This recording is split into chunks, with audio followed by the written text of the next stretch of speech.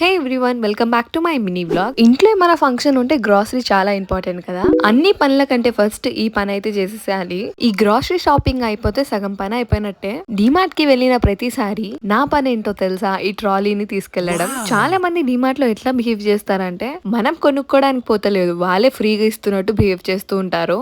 Obviously every time లాగా popcorn అయితే తీసేసుకున్నా. Grocery shopping అయిపోయిన తర్వాత బిల్లింగ్ అయితే చేపించుకున్నాము. షాపింగ్ అయిపోయిన తర్వాత బయటికి అయితే వచ్చేసాము. మా తమ్ముడు నార్మల్ గాని ఆ ట్రాలీని తీసుకెళ్తే మా తమ్ముడు ఎందుకు అవుతాడు, అలాంటి స్టంట్స్ చేస్తూ ఉండాలి. డిమార్ట్ లో గ్రాసరీస్ అన్ని తీసేసుకున్న తర్వాత నాకు ఈ మార్కెట్ పేరు తెలీదు, బట్ ఈ మార్కెట్ కి అయితే వచ్చాము.